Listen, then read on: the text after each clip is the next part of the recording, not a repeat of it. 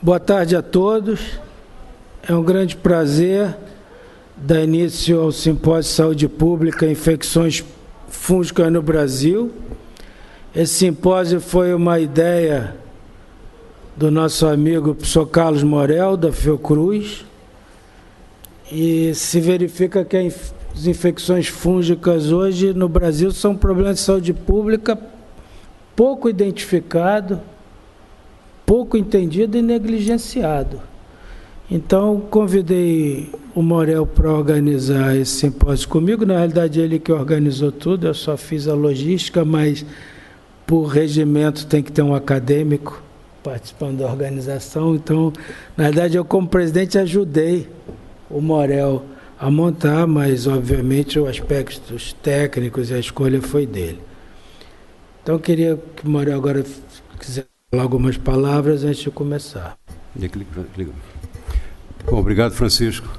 Eu queria inicialmente agradecer à academia e especialmente ao seu presidente, Francisco Sampaio, pela boa vontade e abertura que a academia deu a essa temática tão negligenciada. Mas aí eu queria também dividir os louros dessa sessão com o Márcio, nosso colega Márcio, que é o nosso responsável na Fiocruz, no nosso centro pela área de doenças fúngicas, que nos ajudou bastante na escolha de demais participantes da Fiocruz e de fora da Fiocruz. Mas sem o apoio e a iniciativa da academia de promover esse simpósio, ele não teria ocorrido. Então, agradecendo demais ao Francisco, ao Márcio e aos participantes, que alguns vieram de longe, mas vieram a tempo de compartilhar um bom almoço, onde a gente já começou a discutir a sessão de hoje. Muito obrigado, Morel. Convido, então, o Dr. Gil Bernard, da USP, para nos apresentar sobre o impacto da infecção pelo HIV na história natural das endemias tropicais, o modelo da paracoccidiomicose. Quero lembrar a todos que as sessões da Academia Nacional de Medicina são transmitidas ao vivo, pela internet, acessíveis de qualquer lugar do mundo, e que depois as sessões ficam no site. Então, se a qualquer momento os senhores quiserem colocar algum aluno para assistir o que foi discutido, vai estar eternamente no site da academia. Depois também terão matérias sobre as sessões que vão ficar no site. Por favor, doutor Bernard. Tá. Acho que o público está desequilibrado aqui, está todo mundo lá, então acho que eu me sinto mais confortável de apresentar. Bom, inicialmente eu gostaria de agradecer a oportunidade, mais do que a oportunidade, o privilégio de estar aqui na Academia Nacional de Medicina para falar sobre infecções fúngicas, né? E é um assunto que a gente considera altamente relevante para o Brasil, não só para o Brasil, mas para o mundo inteiro, e que, infelizmente, como já foi dito, é um assunto bastante negligenciado. E eu vou falar desse tema, mas o professor, meu colega, o professor Arnaldo, vai realmente enfocar também essa importância das infecções fúngicas, e eu acho que ele vai apontar bem essa importância e o impacto que isso tem aqui para o Brasil. O tema que foi escolhido foi, então, o impacto da epidemia do HIV na história natural das endemias tropicais, o modelo da paracoccidiomicose. Eu acho esse tema bastante relevante, particularmente para quem presenciou o início da epidemia pelo HIV no Brasil, realmente nas suas fases iniciais, em que nós não sabíamos a etiologia, nós não sabíamos, houve muita polêmica, muito parecido com o que acontece hoje com o Zika vírus, onde há muita controvérsia ainda, a questão da microcefalia. Há 30 a 35 anos atrás, essa polêmica aconteceu de uma maneira bastante importante. Na época havia, inclusive, pesquisadores que refutavam veementemente a etiologia viral da infecção pelo HIV. E, bom, enfim, uma vez estabelecido isso, a etiologia do HIV e depois o mecanismo de infecção, ou seja, o mecanismo de imunossupressão com a queda de linfócitos T CD4, então isso ficou relativamente bem estabelecido. Então, para quem atuava no Brasil, surgiu uma grande pergunta: o que vai acontecer quando a epidemia pelo HIV confluir com as nossas endemias tropicais? Então, o cenário que se prognosticava na época era bastante catastrófico. Temia-se realmente que as nossas endemias tropicais ficassem muito mais... aumentasse o número, a gravidade. Então, o cenário era bastante pessimista. E agora é um bom momento, 30, 35 anos após, para a gente rever essa situação com um olhar, com um pouco mais de distanciamento.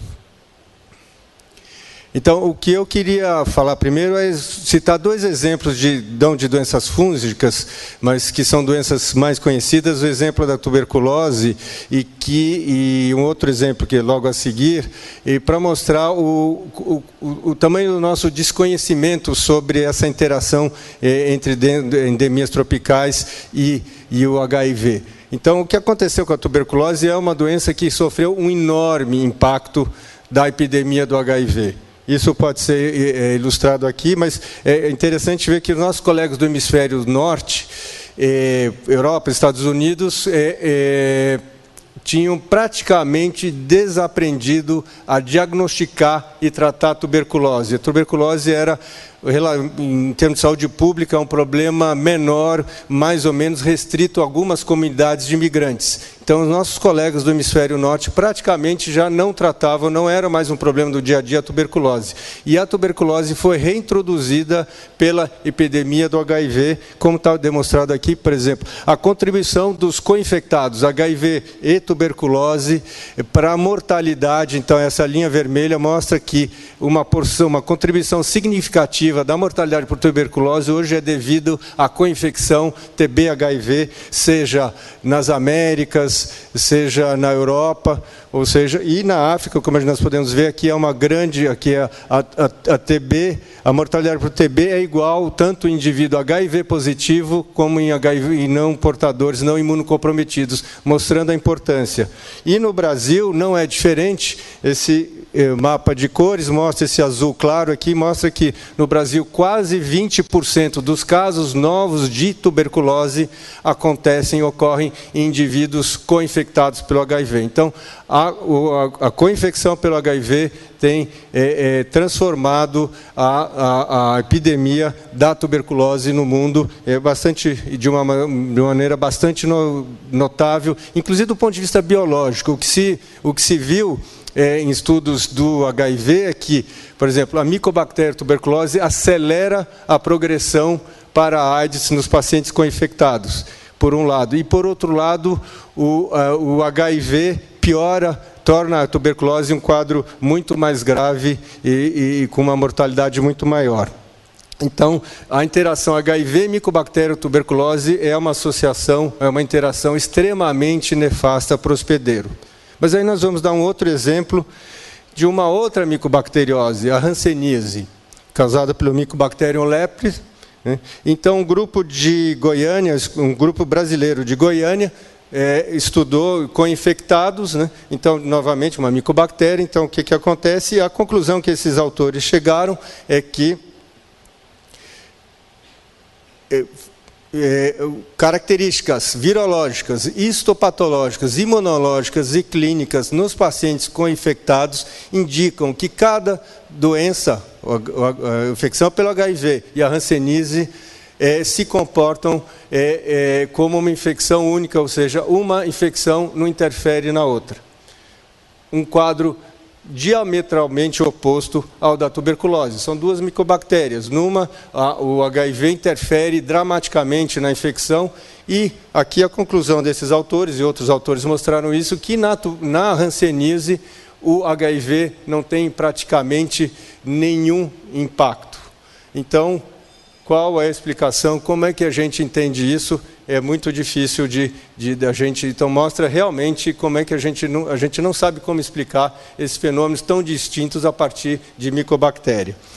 Então, indo agora para a paracoccidioidomicose, então, a paracoccidioidomicose é a micose sistêmica, ou micose profunda, mais importante da América Latina, vai do México até a Argentina, e com estimativas que cerca de 10 milhões de indivíduos, ou mais, essas estimativas são antigas, são portadores, são infectados pelo paracoccidioides, e, do ponto de vista epidemiológico, tem um link muito importante com a atividade ou a zona rural. É uma endemia rural ou de pessoas que têm atividade em agropecuária. E essa epidemiologia é bastante dinâmica, a gente tem novas áreas endêmicas, como aqui na região de Rondônia, ou no Maranhão, em Piauí, que há 20, 25 anos atrás nós não tínhamos quase casos de paracoccidioidomicose, agora nós temos um número bastante grande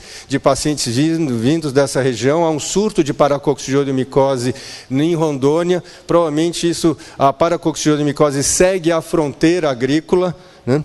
Então, a atividade agropecuária vai invadindo, a paracoccidioidomicose vai atrás, então nós temos modificações. E na região sudeste nós temos um número de casos. Aqui no Instituto do Instituto de Pesquisa Evandro Chagas, aqui coordenado pelo professor Franciscone, que aqui está, né, o atendimento lá no ambulatório de paracoccidioidomicose, foram 316 casos aí ao longo desses anos. Então, a gente não tem um grande problema em relação à paracoccidioidomicose de dimensionar o número de casos, não é tão importante, claro, como a tuberculose ou a hanseníase. Mas o quão pequena a gente não tem, porque simplesmente não é de notificação a paracoccidioidomicose. Nós não sabemos, tem menos que tuberculose e que hanseníase, mas quanto menos nós não sabemos até hoje qual a dimensão, o impacto em saúde pública da paracoccidioidomicose. Então, é causado pelo paracoccidioides, hoje são duas espécies, o brasiliensis e o luteis, é um fungo termodimórfico. Então, no ambiente, no solo, na natureza, se encontra na forma filamentosa, que produz esses elementos, que são os conídeos, que uma vez que o indivíduo revolve a terra, esses elementos se desprendem, ficam em suspensão no ar. A patogênese é muito parecida com a da tuberculose, ou seja, esses elementos têm a dimensão apropriada para serem inalados e chegarem até os alvéolos, onde, no hospedeiro, então, a 37 graus, eles sofrem uma transformação para a levedura. Então, isso é uma coloração pela prata, mostrando o multibrotamento do paracoccidioides. Aqui, formando essas cordas, são leveduras. Então, filamento na natureza, no solo, conídeos em suspensão no ar e transformação para a levedura no hospedeiro. Um modelo bastante parecido com a da tuberculose. Mas o que sempre me atraiu nessa doença, nessa micose, foi a questão da variabilidade. Ela, parecido com a hanseníase, é uma doença espectral. Assim, a grande maioria dos infectados não desenvolve doença, como menos de 1%, por exemplo, na tuberculose, somente 5 a 10% dos indivíduos infectados pelo Mycobacterium tuberculose vão desenvolver tuberculose nas suas vidas, e na paracoccidioidomicose eu considero que é menos de 1%.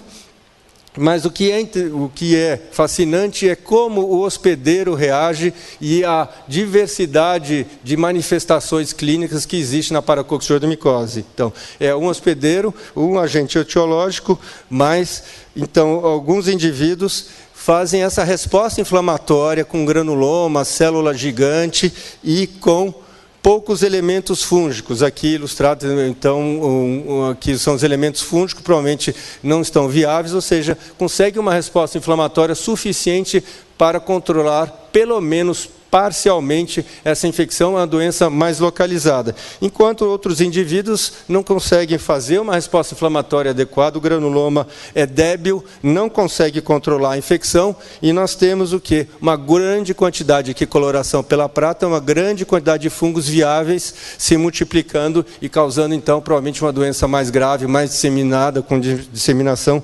linfohematogênica.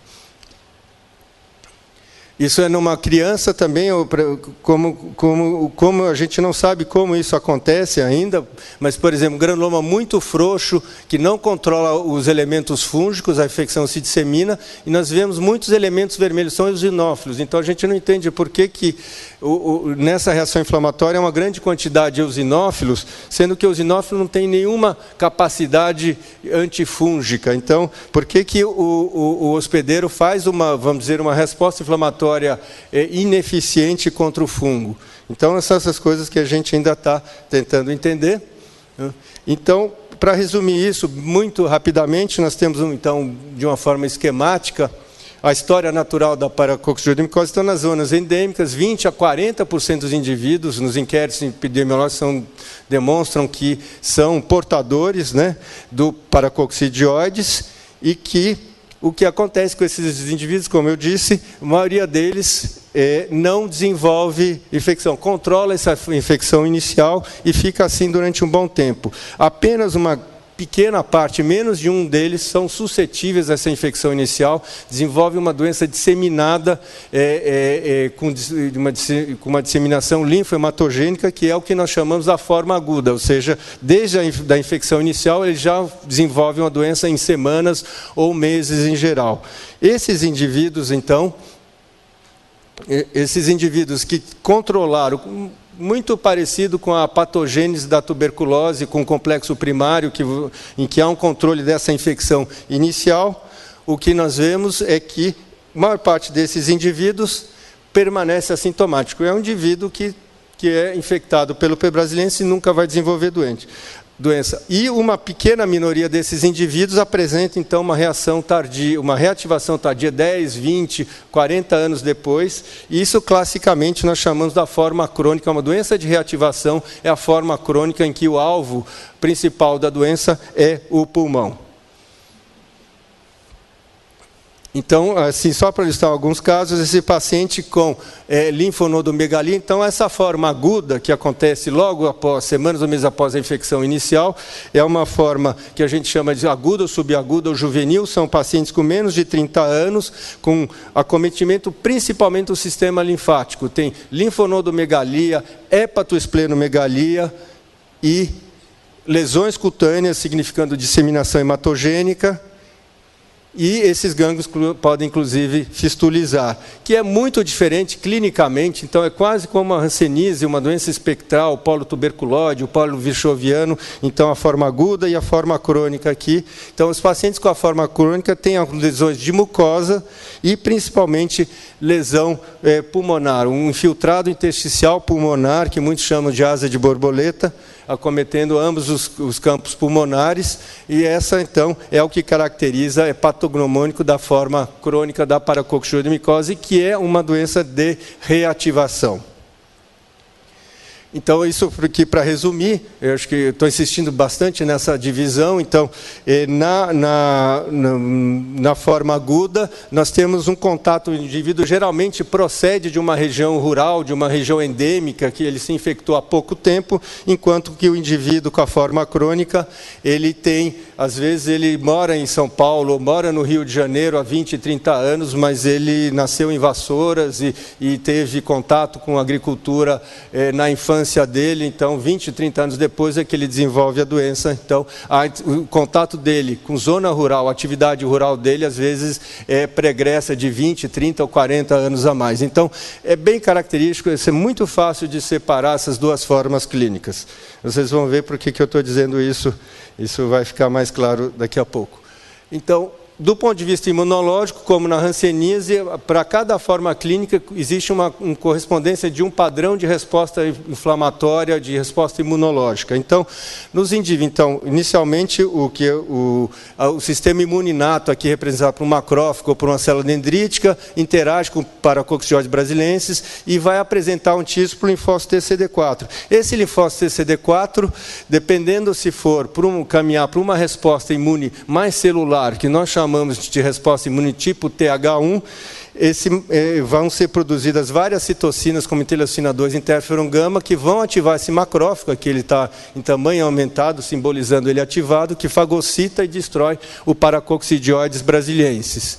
Então, isso caracteriza os indivíduos que se infectam, que não desenvolvem doença, uma resposta tipo TH1 de imunidade celular. Já os indivíduos que adoecem, eles têm produção resultante desse contato entre o macrófago e a célula dendrítica e o fungo, é uma produção de interleucina 10 e uma diminuição, uma ausência das citocinas que levam uma resposta TH1, ou seja, esse indivíduo não tem ativação do macrófago, não tem uma boa formação de granuloma e então desenvolve doença. E o polo mais diferenciado é o indivíduo são os indivíduos com a forma subaguda, que não só existe uma depressão da resposta TH1 como na forma crônica, mas além disso polarizam para uma resposta TH2, que é uma resposta em que há a produção de citocinas que favorecem não a resposta imunicelular, mas a resposta humoral ou produção de anticorpos, que não tem um papel protetor na paracoccidioidomicose. Então, esses indivíduos com a forma juvenil têm uma resposta imune que é completamente ineficiente para controlar a doença.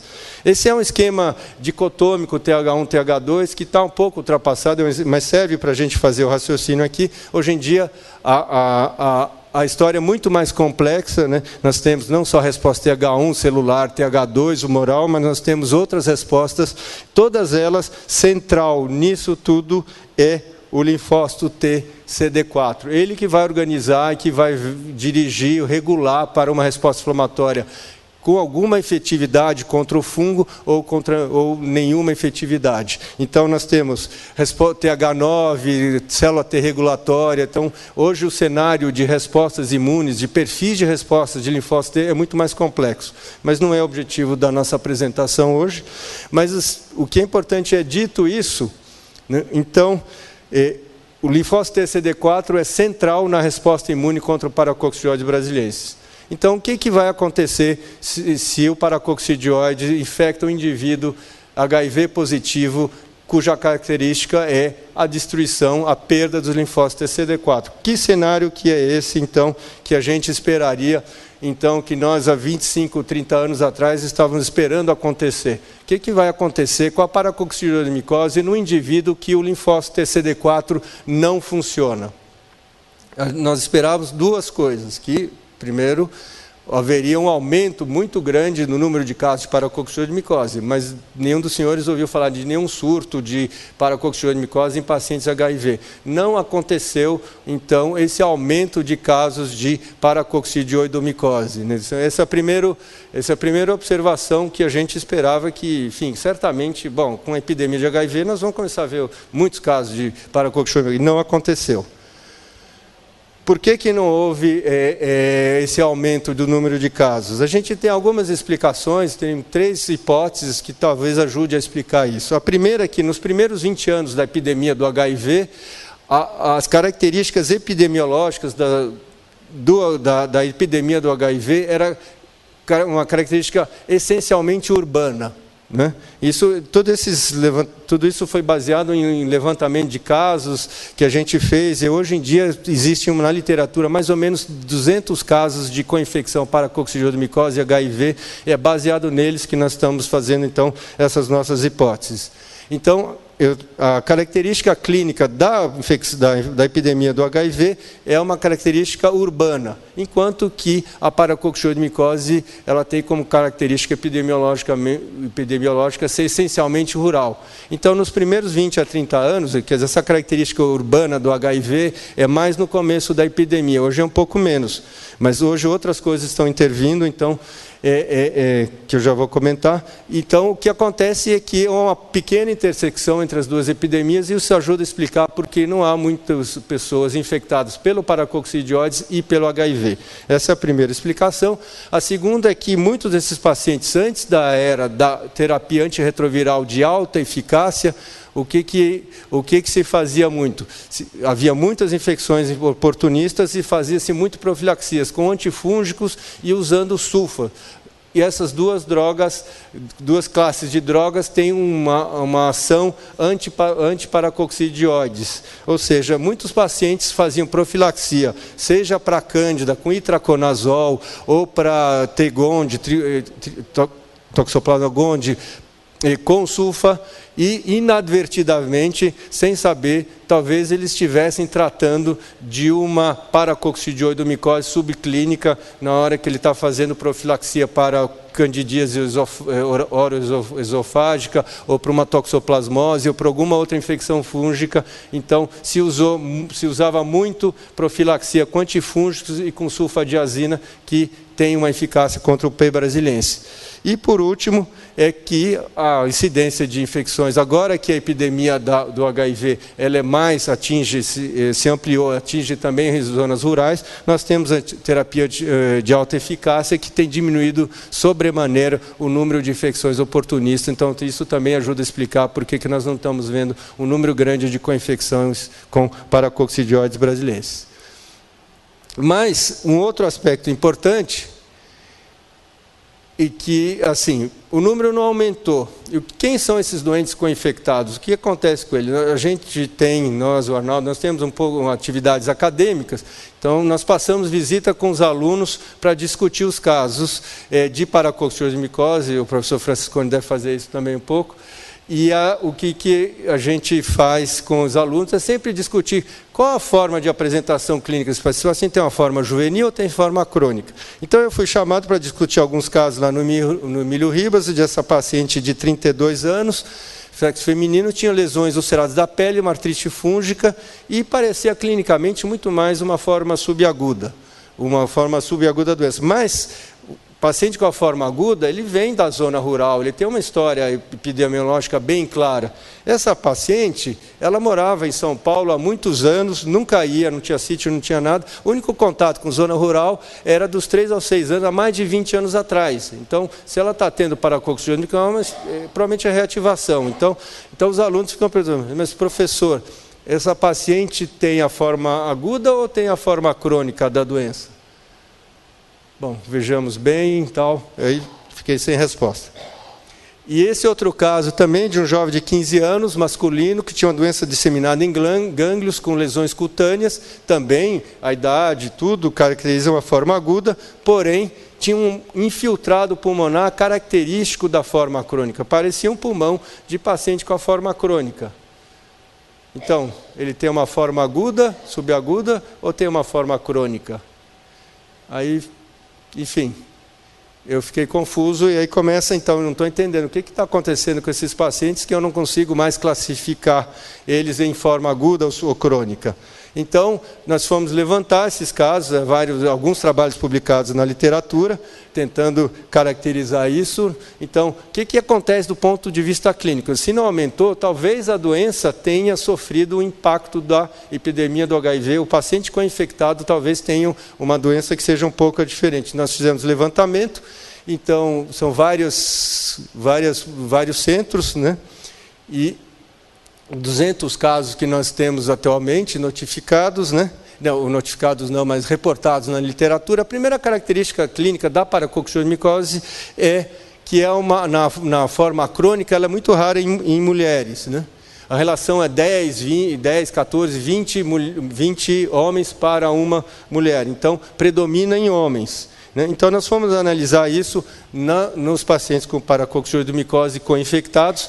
A razão disso é porque existe uma proteção hormonal, vocês devem saber, existe uma proteção hormonal. O conídeo tem um receptor, por um acaso da natureza, para estrógeno, e esse estrógeno impede a transformação do conídeo em levedura, impede, então, a progressão da infecção, e as mulheres são protegidas após a puberdade por causa disso. E o que nós vimos, então, na nossa revisão, é de que, e mais um trabalho também do grupo de Ribeirão Preto, é que nos co-infectados a relação homem-mulher é muito mais próximo do que caracteriza a epidemia do HIV. Ou seja, 2, 3, 4 homens para uma mulher, e muito diferente do que acontece na paracoccídeo de micose. Então, o modelo que segue em relação a gênero é muito mais parecido com o que acontece com o HIV, com o que acontece com os indivíduos com paracoccídeo de micose sem co-infecção.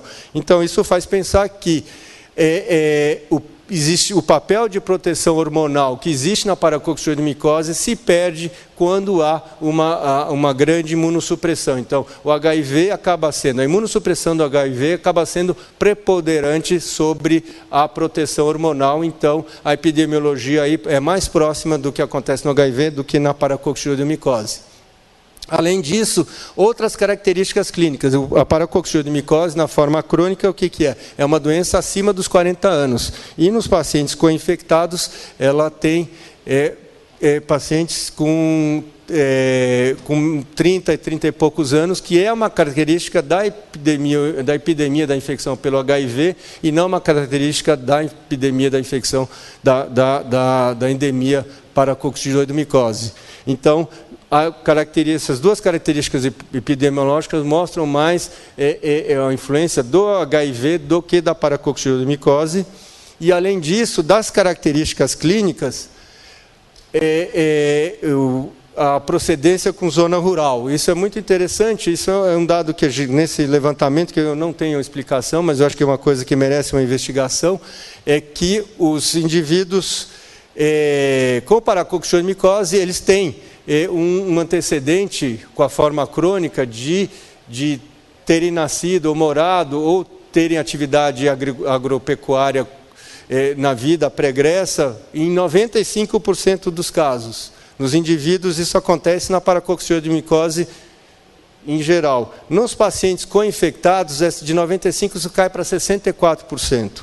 E a procedência atual de zona rural, de ligação com a atividade agropecuária, ela acontecia em 59% desses pacientes não infectados pelo HIV e caía para 27% nos indivíduos co-infectados. Então, qual que é o raciocínio que poderia estar? Será que nos indivíduos co-infectados há uma necessidade de menor exposição, ou seja, aqueles focos quiescentes que ficam da infecção inicial podem ser menor, podem ter menor quantidade de fungo, e isso já é ser suficiente no indivíduo co-infectado para desenvolver doença, mas não no indivíduo? Então, fica essa pergunta de que talvez os indivíduos co-infectados tenham necessidade de um inóculo menor, porque a exposição à zona rural é menor, é significativamente menor nos indivíduos co-infectados, eles precisam se expor menos para desenvolver doença que o indivíduo que não é co-infectado. Então, várias características estão mostrando diferença entre o co-infectado e o não co-infectado. E isso já tinha se demonstrado em histoplasmose e coccidioidomicose, em que nas zonas endêmicas de histoplasmose, por exemplo, na região de Indiana, nos Estados Unidos, a histoplasmose, do ponto de vista clínico, é uma doença, quase um marcador, é uma doença sinalizadora de AIDS. O indivíduo com uma histoplasmose disseminada nessas regiões é sinal de definição de AIDS. E coccidioidomicose é a mesma coisa, então é uma infecção oportunista e é uma infecção disseminada. Será que acontece a mesma coisa na paracoccídeo-micose? Será que é mais grave? Então, o que nós vimos, então, do ponto de vista clínico, é que os pacientes levantando a esses quase 100 casos que nós conseguimos levantar, que os indivíduos com associação com HIV, tem febre, tem linfadenomegalia, hepatomegalia, esplenomegalia, muito mais que nos indivíduos do grupo controle. E isso daí sugerindo uma forma aguda da doença. Mas eles têm também ulceração de mucosa e têm pulmão afetado. Ou seja, eles têm acometimento tanto da forma aguda como da forma crônica. Tem linfonodomegalia, disseminação hematogênica, disseminação para o sistema linfático, mas também tem com alta frequência o acometimento pulmonar, que é característico da forma crônica.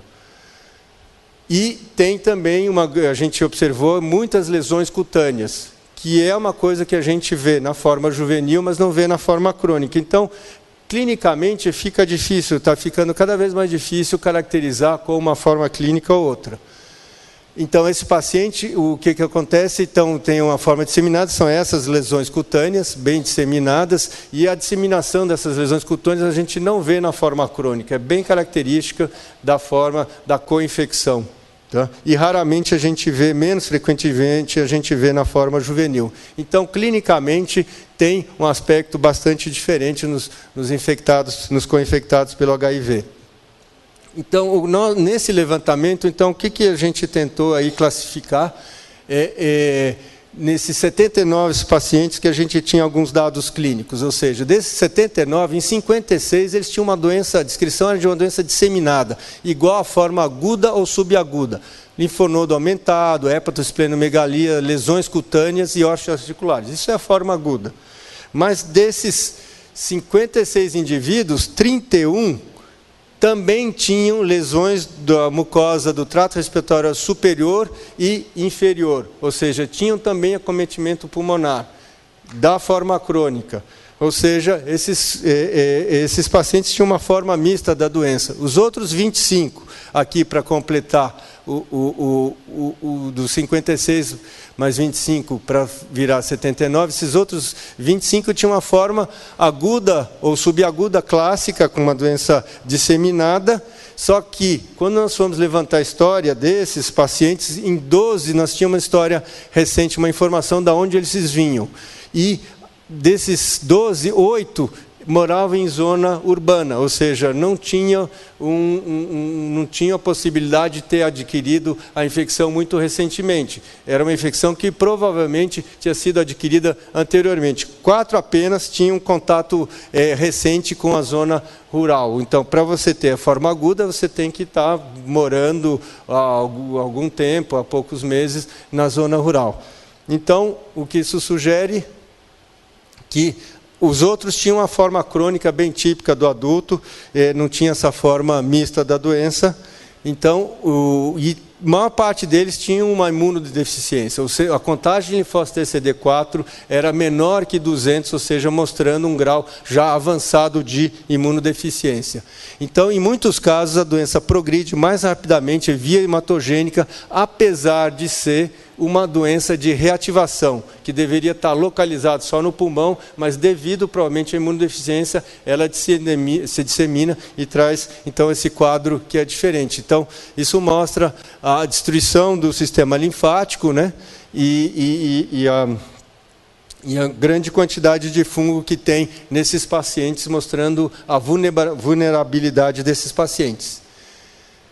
Então, o que a gente pode concluir? Então, nesses indivíduos co-infectados, eles têm, em geral, o linfócito TCD4 muito baixo e, provavelmente, se não fosse essa imunodeficiência, eles não teriam desenvolvido paracoccidioidomicose. Então, a imunossupressão causada pelo HIV foi fundamental para que eles desenvolvessem paracoccidioidomicose.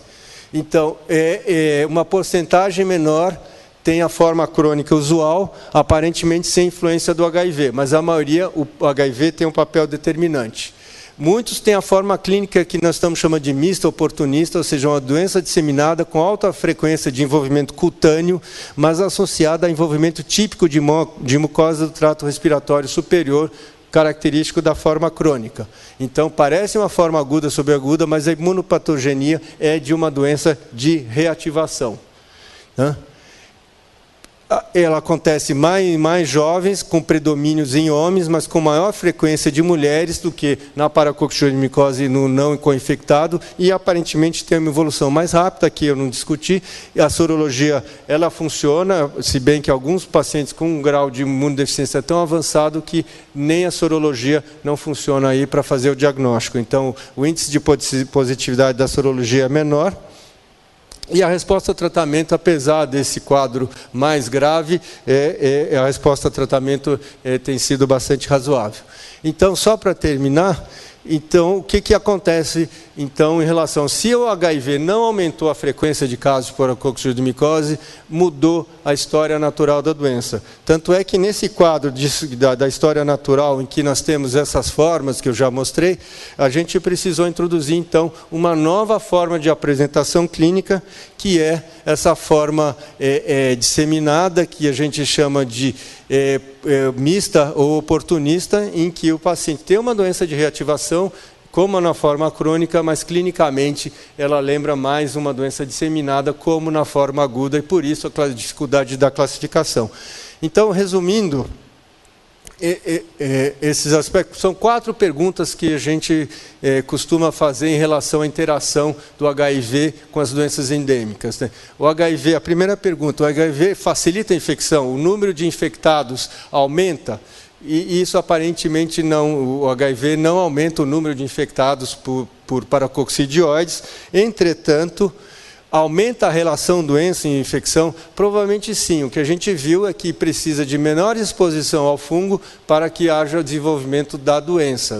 O contato com zonas endêmicas e atividade rural, história de atividade rural, é bem menor nos co-infectados do que não co-infectados, sugerindo uma maior suscetibilidade, provavelmente pela imunossupressão.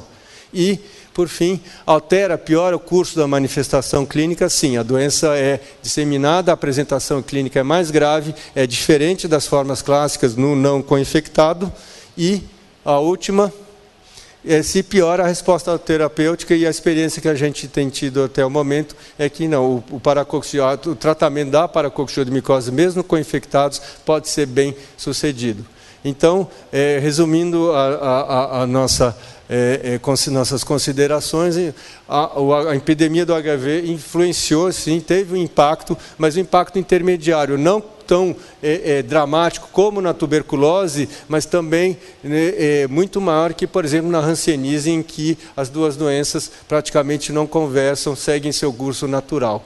Então, na paracoccidioidomicose, a apresentação clínica é fortemente impactada pelo HIV, e isso é uma coisa que a gente tem que continuar estudando e tentando entender um pouco melhor. Muito obrigado, doutor Gil Bernard. Convido para sentar aqui à mesa, ao meu lado. Chamo agora o doutor Ziadir Coutinho, para ser o primeiro apresentador sobre a rede de micologia da Fiocruz.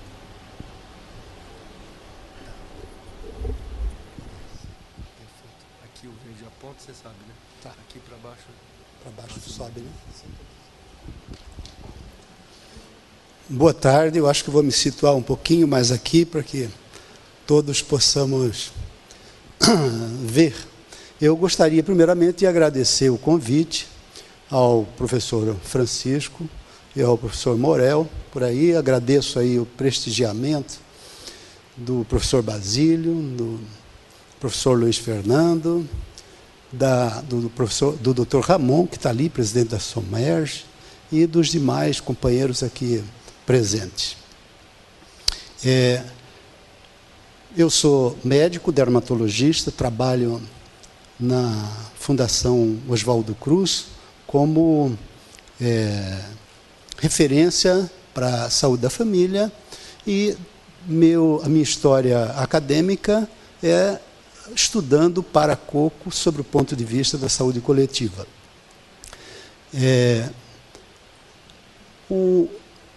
Essa rede não está propriamente formada, nós começamos alguns passos nessa direção, né?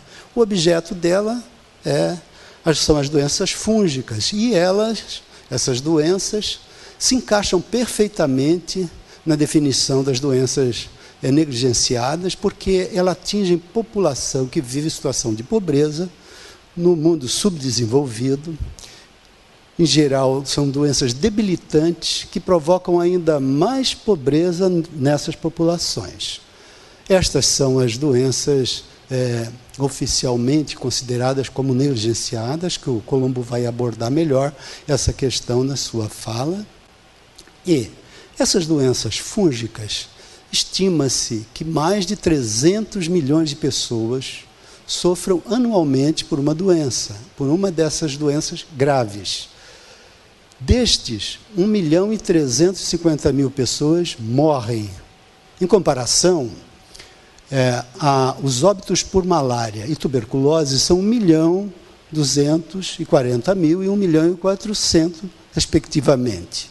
Porém, os recursos alocados nessas doenças são muito maiores do que aqueles que são dirigidos para as doenças fúngicas, né? Então, vou começar a história dessa rede de micologia. Nós fizemos em 2014 4 encontros, um grupo de pesquisadores, no qual inclui o Dr. Bodo, a doutora Márcia Lazera, o Márcio, que está aqui presente, o Manuel, que não está, a Davis e Priscila, resolveram incentivar, e se convidou os líderes de pesquisa dentro da Fiocruz para expor o seu trabalho. Foi nesse ambiente que se iniciou, aqui está a relação das pessoas principais que participaram. E tem um rol de atividades grandes que é realizado na Fiocruz, tendo como foco a questão de fungo. Participaram pesquisadores do CDTS, 5 instituições da Fiocruz, essa voltada para a questão da inovação tecnológica, da Escola de Saúde Pública, voltada para a questão de saúde coletiva, do INCQS, voltado para o controle de qualidade, do INE, para a pesquisa clínica, e o Instituto Oswaldo Cruz, para principalmente pesquisa básica. Qual foi o objeto que nós tivemos para iniciar essas conversas? Era, primeiramente, que esses agravos na maioria, negligenciados, e negligenciado entre os negligenciados, porque nem epidemiologicamente eles eram visíveis, não tem um esforço debruçado para evidenciar o quão importantes são essas doenças entre nós, né? E eu já ressaltei com um grau de dissociação muito grande do dano que elas provocam e dos recursos que são investidos nessas doenças. Essas doenças têm raízes históricas. Os primeiros pesquisadores que trabalhavam com Oswaldo Cruz tinham ela como foco de atenção. E na Fiocruz hoje se realiza um espectro amplo de atividade, desde a saúde coletiva até a inovação tecnológica nesse ramo. E um grupo propriamente não conhece muito do trabalho do outro, provavelmente tenha hoje uns 30 núcleos trabalhando isoladamente dentro da Fiocruz. Então, o objetivo seria enfocar esses grupos, não é? E criar. A gente se ressente no contexto, principalmente agora com essa derrocada econômica que nós presenciamos, a saúde vai sofrer mais nesse momento aí, nós estamos presenciando isso, mas nós precisamos de uma instância articuladora no SUS, que venha desde o Ministério até alguns municípios, com um núcleo para dar atenção a essa questão. Cito algum exemplo: nós precisamos de uma política pública definida que dê atenção para essas doenças fúngicas. Outra questão que acho que somente o Ministério da Saúde seria capaz de fazer chegar nos municípios onde precisa de itraconazol, que é a medicação estándar para o tratamento, por exemplo, da paracoccidioidomicose, e nós não temos. Aqui no Rio de Janeiro, nesse momento, nós estamos vivendo a maior epidemia do mundo de esporotricose. O tratamento recomendado é o itraconazol. Nós não temos o itraconazol, deveria ter. Outro exemplo, providenciar flucitocina para o tratamento da criptococose. Nós sabemos que a flucitocina, junto com a anfotericina, tem um impacto enorme na letalidade por criptococose no Brasil. Aqui chega a 45% a 65% de letalidade, enquanto em países como o Canadá é 8%. Nós temos que ter um órgão atuando nessa área, uma burocracia pensando nisso, capaz de traçar estratégias para definir políticas com relação a isso. Vou parar nesses exemplos, no decorrer a gente pode conversar mais. Na Fiocruz tem um corpo técnico-científico bem preparado, que hoje, apesar das precárias condições materiais existentes, tem uma produção de qualidade que pode ser potencializada se você chegar com recursos e com apoio. Essa discussão tem que ser no âmbito coletivo, não é um pesquisador isolado que vai conseguir dar o suporte necessário para que ela floresça. Então tem que ter uma discussão mais coletiva. E nós precisamos disso aqui, debate em fóruns científicos, em fóruns na sociedade civil, onde se possa mostrar a importância dessas doenças. Caminho. Nós vimos como caminho, um dos possíveis, formar uma rede de micologia dentro da Fiocruz. Nós precisamos de uma instância que reúna esses grupos que tem lá, trabalhando isoladamente com a questão do fungo, para que possa trocar conhecimento a respeito, para que possa cavar canais para onde levar as suas reivindicações. Nós precisamos sensibilizar os nossos gestores internos na Fiocruz e externo para que a questão das doenças fúngicas entre na pauta da saúde, na agenda da saúde. E encontros abertos para discutir essas questões. Nós temos poucos encontros com relação a isso. Primeiramente, como baliza, a gente viu que precisava identificar esses grupos. Nós conseguimos fazer dentro da Fiocruz, ali por volta do campus, mas a Fiocruz tem unidades em 16 estados do país. Essa instância agregadora não é criar uma nova instituição, mas construir uma rede que nos possibilite dialogar. Colocar melhor, aprofundar os estudos de modo a mostrar para o país, para a população, a importância dessas doenças. Ela realmente está com uma mudança grande, algumas delas. A expansão aqui, que já está indo para São Paulo, da esporotricose, por exemplo, é um indicador disso. A paracoco, realmente o Gil tem razão. Toda a barra sul do Amazonas, hoje, a paracoco está ali presente, porque é a fronteira agrícola brasileira. Rondônia tem 6,5 de mortalidade por 1 milhão de habitantes. A média brasileira é 1. Ela é a campeã. Pouco tempo atrás era o Mato Grosso do Sul. Mato Grosso do Sul não tem, até hoje, itraconazol para tratar os seus pacientes. Rondônia atrelou com a dispensação de medicamento, subiu a mortalidade, mas a notificação não. Nós precisamos discutir essas mudanças na distribuição geográfica dessas doenças. Agora, nós estamos presenciando aqui, talvez, nesse anel rodoviário que se foi construído, uma alta no número de paracoccidioidomicose da forma juvenil. Tivemos alguma ação com relação a isso em Caxias, mas falta a Secretaria de Saúde agindo para a gente poder detectar melhor. E gargalos na prática clínica. Nós precisamos disponibilizar na rede testes diagnósticos rápidos, sensíveis, específicos, de fácil realização e no local onde o paciente está. Por exemplo, uma criptococose precisa do CRAG disponível, perto. Nós não podemos fazer o diagnóstico depois que o paciente morre. Assim que está saindo o histopatológico, já está disponível no mercado.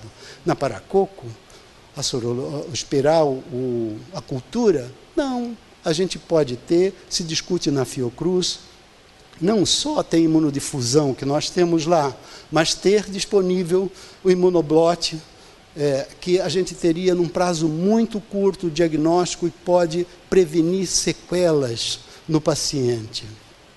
Aqui está, eu vou agora mostrar um perfil dessas instituições, 5 instituições, o que elas fazem dentro da Fiocruz, o que era que viria constituir essa chamada rede de micologia na Fiocruz.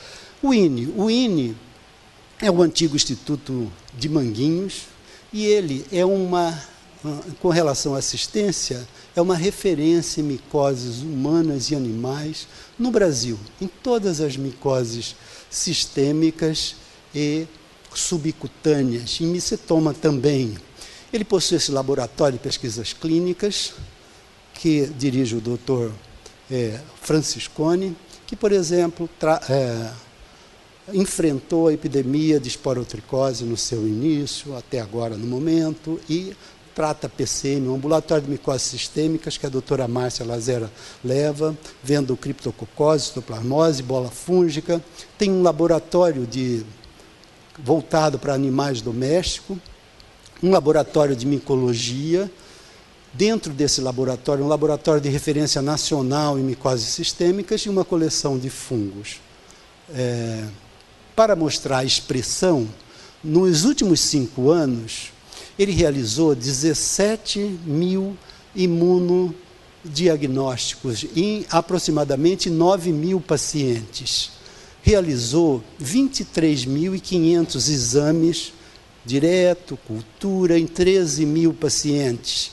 Internações, 107 nesse período, mas é apenas de micoses sistêmicas, doenças fúngicas sistêmicas. Ele é um hospital pequeno, tem menos de 30 leitos, e realizou em 34 dissertações e teses de mestrado num montante de 184.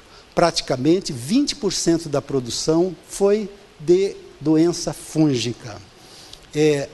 Aqui, no período de 79 a 2016, ele atendeu 5 mil casos, praticamente, só ele sozinho, de esporotricose. Aqui, Gil, corrigindo lá o seu dado de PCM, 800. Criptococose, 200 e um pouquinho, e histoplasmose também por volta de 200 casos.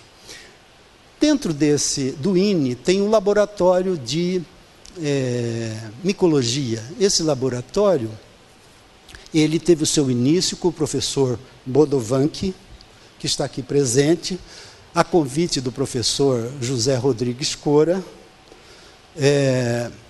e hoje ele está situado no INE, possui esses setores, nós vamos conversar um pouquinho mais, né? Aqui eu gostaria de prestar homenagem ao professor Bodovanki, ao professor Franciscone, à professora Roseli Zancopé, que está aqui presente, e a professora Márcia Lazera, que tem formado ao longo dessas últimas décadas muita gente para trabalhar com esse objeto no Brasil, que está ficando escasso, né? Precisava haver uma forma de ampliar esse grupo. Tem esses 2 grupos de pesquisa, biologia molecular, tocada pela professora Roseli Zancopé, e de laboratório de micologia com o professor Bodovanki. Que atividades eles realizam? Esse diagnóstico das micoses, tanto cultura, fresco, identificação fenotípica e genotípica, fungigrama, avalia métodos sorológicos, produz antígenos, padroniza testes comerciais e elabora protocolos para o SUS, realiza estudos ambientais em vários locais do Brasil e pesquisa epidemiologia molecular nessas infecções fúngicas. Possui 3 coleções, as coleções são devidamente registradas nos órgãos internacionais, com 520 linhagens de 34 espécies de fungo. Esse laboratório de referência nacional, ele atende a demanda de todo o Brasil, em sorologias principalmente, Rondônia, Amazonas, o Nordeste brasileiro encaminha para cá. Ele tem uma forte presença em ensino também, porque ele realiza cursos de capacitação para o LACEN, e aqui são bastante especiais, 4 cursos internacionais que foram realizados para aluno de mestrado e doutorado e pós-doc nessa área de doenças fúngicas, em Mato Grosso do Sul em 2003, no Piauí, no Rio de Janeiro em 2015, e vai começar outro agora, no dia 28, dentro de poucos dias. O laboratório colocou como suas necessidades, é nisso aqui que a gente vê a necessidade. Por que ter uma rede de micologia constituída? Ele não tem instalações físicas adequadas para fazer antifungigrama de rotina, todos sabem que é uma dificuldade muito grande realizar isso, para coletar material clínico, segundo as especificações atuais, está fechado na Fiocruz a coleta de material por causa disso, isso é um entrave muito grande. Ele precisa de infraestrutura para produzir uma coisa essencial para o Brasil, que é antígenos para doença sistêmica, para coco, por exemplo, para fazer imunodifusão dupla, para produzir anticorpos monoclonais e para a preservação das coleções de fungo patogênico. Ele reivindica acesso para o biotério, para inoculação animal e para produzir anticorpos monoclonais. Ele precisa de acesso à espectrofotometria de massa, apoio para desenvolvimento de novas ferramentas moleculares. Antes, até pouco tempo atrás, a paracoxidomicose se pensava que era causada por uma única espécie. Hoje sabe que não é, são 5 espécies. A esporotricose, a mesma coisa. A criptococose, a mesma coisa. Está abrindo e nós precisamos de novas armas para diagnosticar essas espécies, a sua distribuição, a sua correlação com a clínica. Mas tem que ter apoio para isso. Precisa de apoio para estudos de proteômica e para apoio para dialogar com outros órgãos. Por exemplo, com a Anvisa, para a validação de métodos diagnósticos. Para ver a importância, a magnitude, o laboratório de pesquisas clínicas aqui, capitaneado pelo Dr. Franciscone, ele atendeu, nos últimos 5 anos, aproximadamente 30 mil exames, possui essas linhas de pesquisa, micose subcutânea e PCM, em coinfecção, esporo e AIDS, micetoma e botriomicose. E coloca como desafio a infraestrutura para a coleta, que está um gargalo grande lá, identificar os agentes, o fungigrama, evitar a amputação nos pacientes. A questão do abandono de tratamento é séria. Por exemplo, em Paracoco, a maioria dos pacientes vem de outros municípios do interior que fazem van-terapia, vem de Resende, vem de Petrópolis, vem de vários municípios do estado. É um sacrifício para eles terem, isso implica muito.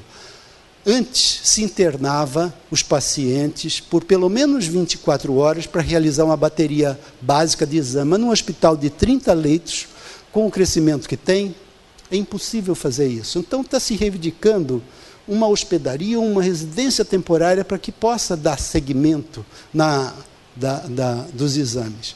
E estão precisando muito de capital inteligente nessa área, para que possa aprofundar o estudo e atender a demanda existente. Aqui tem também um laboratório voltado para animais domésticos.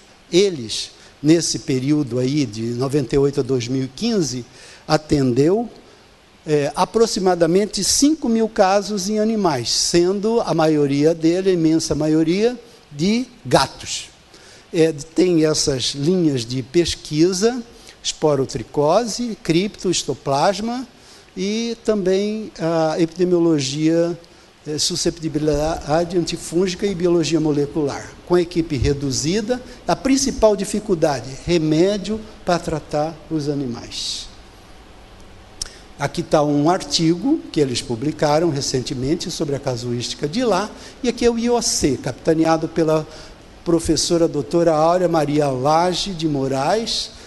Tem essas linhas de pesquisa em ambientes fechados e climatizados, epidemiologia e avaliação de risco biológico, interação in vitro e vivo de fungos patogênicos e células apresentadoras de antígeno, isolamento e bioprospecção de microfungos, estudo de biologia molecular e patogênese do fungo, e também tem uma outra coleção cujo desafio para a preservação é muito grande.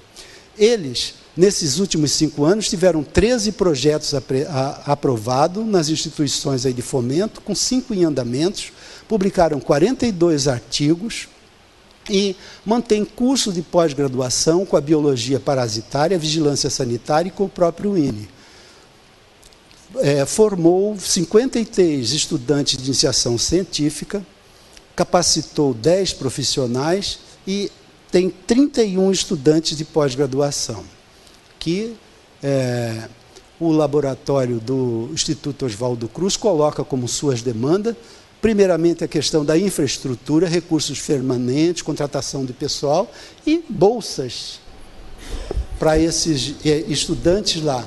A melhoria da cooperação dentro da Fiocruz e fora, acesso à plataforma para experimentos de interação celular, para diminuir essas filas de espera, a melhoria da qualidade dos animais que são produzidos na própria Fiocruz e o desafio grande que é preservar essa coleção de fungos.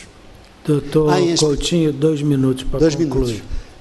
Aqui, a ENSP tem uma produção tímida, mas tem uma produção voltada para as doenças fúngicas, que precisa de uma discriminação positiva dentro, não só da ENSP, mas na Fiocruz, para olhar para essa área.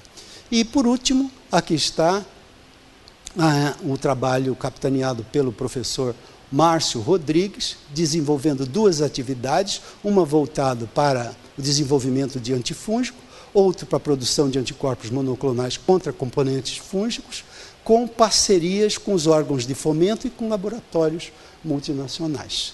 Agora, o Davidson vai dar continuidade ao que falou. Obrigado, doutor Coutinho. Convido agora o doutor Davidson Freitas para falar também sobre a rede de micologia da Fiocruz. Boa tarde, eu quero agradecer o convite, a oportunidade de poder falar aqui.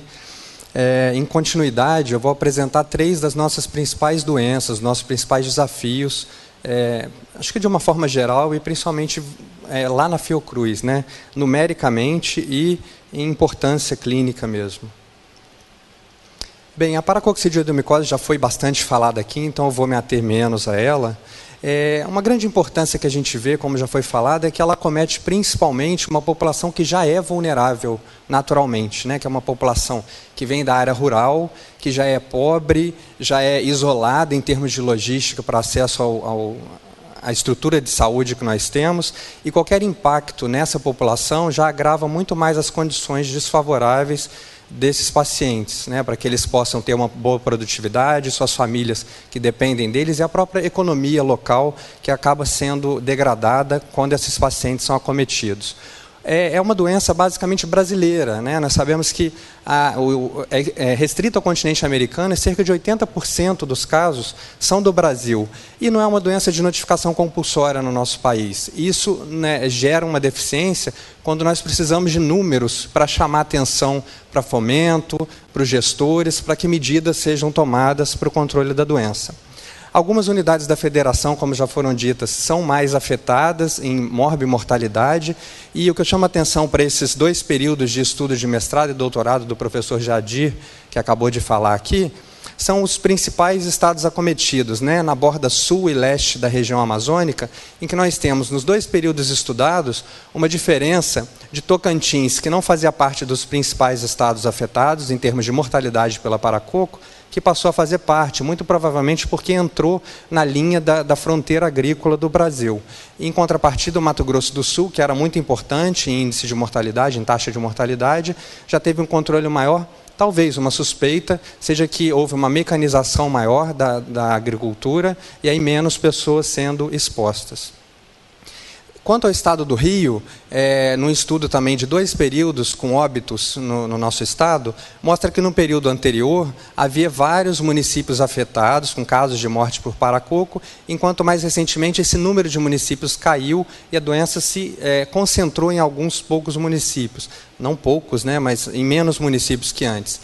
Nosso grupo, já capitaneado até por iniciativa do Dr. Ziadir, nós fizemos recentemente, ano passado, um manifesto que foi levado à SOMERGE, contando sobre os problemas da paracoccidioidomicose e medidas sugeridas para melhoria, para enfrentamento da doença. E mais recentemente uma reunião com autoridades de saúde do município de Duque de Caxias, porque nós temos reparado um aumento de casos provenientes daquela região, para que os diagnósticos sejam mais prontamente realizados e os pacientes tenham menos sofrimento.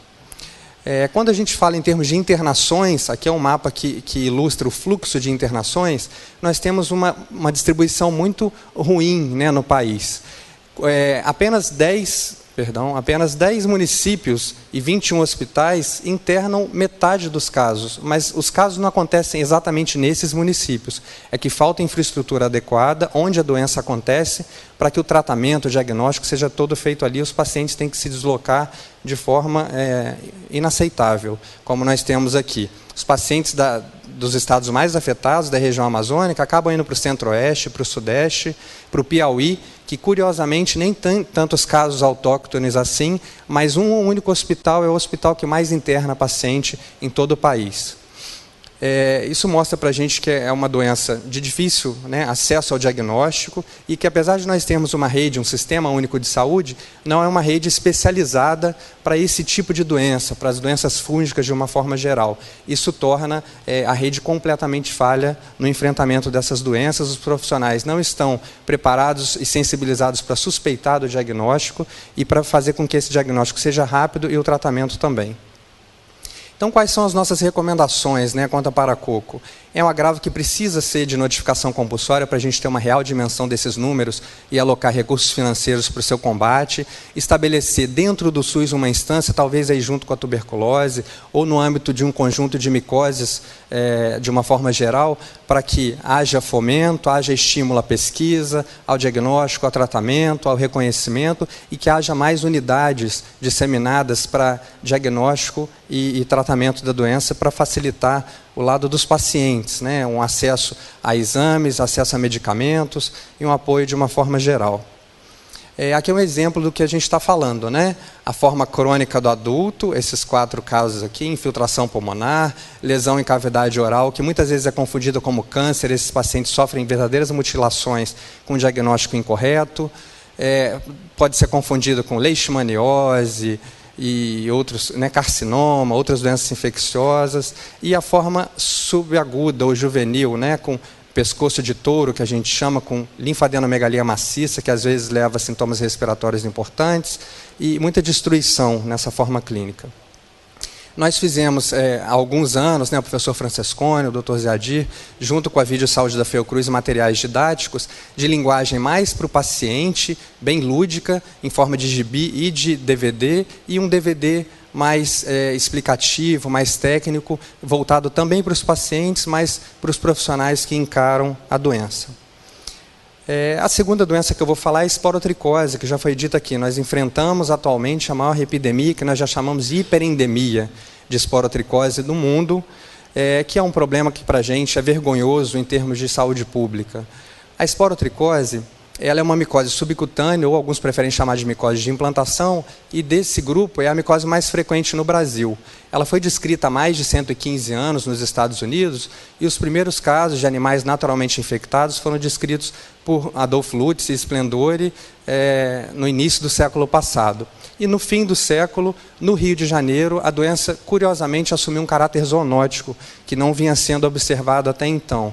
Os casos zoonóticos eram muito esporádicos. E aqui nós temos um panorama, né? Esse gráfico em azul é a linha de atendimento de casos de esporotricose na Fiocruz, que nós temos até 1998, eram 1 ou 2 casos por ano, e aqui começa um aumento sempre de pacientes que relatavam contato com gato doente, cuidadores, proprietários, veterinários.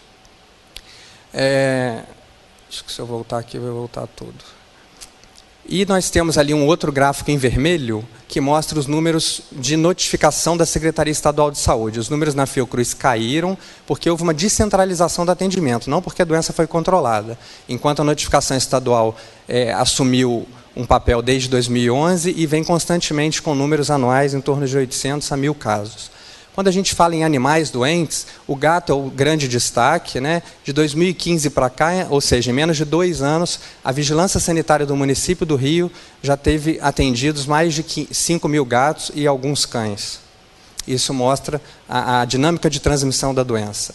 Era uma doença que era benigna, localizada, tranquila de tratar e tem assumido um aspecto oportunístico, porque tem envolvido uma população mais vulnerável, como é o exemplo dos pacientes com AIDS. Isso torna a doença cada vez mais séria, não só numericamente, como em termos de condições clínicas. Ela é causada por agentes com fungos do complexo Sporotrichia, que é exemplo do que aconteceu com a paracoccidiodomicose. Nós já sabemos que várias espécies podem causar essa doença.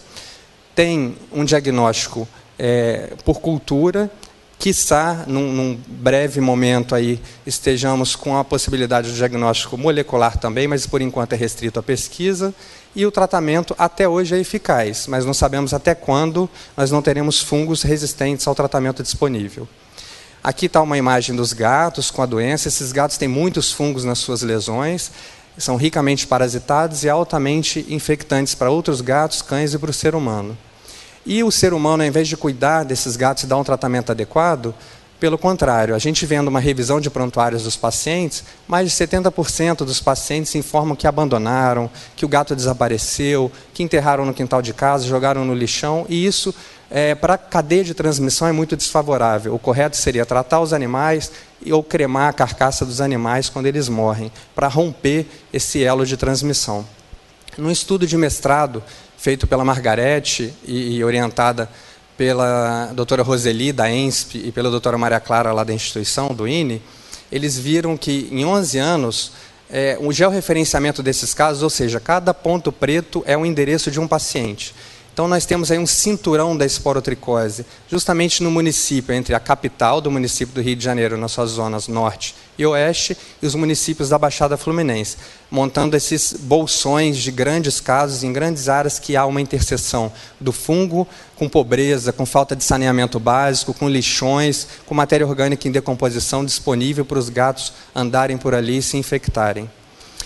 Nós temos visto peculiaridades clínicas, né? Muitas crianças afetadas, com lesões na face, lesões destrutivas muitas vezes, gestantes que formam um desafio do ponto de vista de tratamento. Como é que a gente vai fazer qualquer medicamento para uma gestante? Isso não é fácil.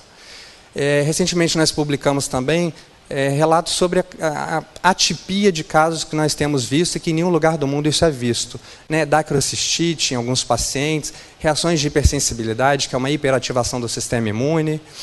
E esse aqui é um grande problema que nós temos de impacto, se não numericamente, mas sim de gravidade. Esses pacientes com sobreposição de AIDS e esporotricose, eles estão em plena miséria, com abandono de tratamento, por uma série de razões econômicos sociais, e chegam nesse ponto. Aqui a doença ela deixa de ser benigna e adquire um caráter oportunístico, a exemplo de outras doenças oportunistas do HIV/AIDS.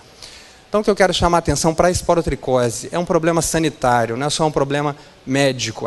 Os gestores de saúde precisam se sensibilizar e alocar recursos e logística para que o saneamento básico nessas regiões seja melhorado. A notificação compulsória foi uma grande vitória. No estado do Rio, desde 2013, a doença já é de notificação compulsória. Isso ajuda a gente a ter números concretos da doença. Mas uma série de cuidados gerais ainda são necessários. E a posse, juntamente com a melhoria de saneamento básico, com que as pessoas se conscientizem da posse responsável para não abandonar os animais e não alimentar essa cadeia de transmissão. Aqui um pequeno exemplo do problema que está se tornando. Além do Rio de Janeiro, todos esses com círculo vermelho, todos esses estados já têm casos de transmissão zoonótica, a exemplo do que aconteceu aqui. Não na magnitude que a gente tem ainda, mas com potencial para que isso ocorra e a doença se dissemine ainda mais. E, por fim, eu quero chamar a atenção para a criptococose, que é uma outra micose sistêmica, também que não é de notificação compulsória, apesar dos casos associados a AIDS e formas mais virulentas serem notificadas, mas nós temos aqui basicamente 2 tipos de doença, 2 criptococoses quase que distintas, mas ambas acometem o sistema nervoso central e pulmões. Nós temos aqui uma micose que é tida como oportunística, que é aquela causada pelo complexo Cryptococcus neoformans, que é esse fungo, né, esse grupo de fungos, é de distribuição mundial. acomete os pacientes imunocomprometidos com AIDS, com exceção da China, que nós temos imunocompetentes com essa doença, e cerca de 1 milhão de casos por ano em pacientes com AIDS acontece. No outro polo, nós temos uma micose primária, que é causada pelo complexo Cryptococcus gat, que é um complexo de fungos mais virulentos, aparentemente, que acomete pessoas que não precisam ser imunodeprimidas. Imunocompetentes em áreas endêmicas, com surtos, podem desenvolver a doença com quadros graves, em geral em regiões tropicais e subtropicais, mostrando aí gradativamente uma expansão desse tipo de micose pela expansão do agente.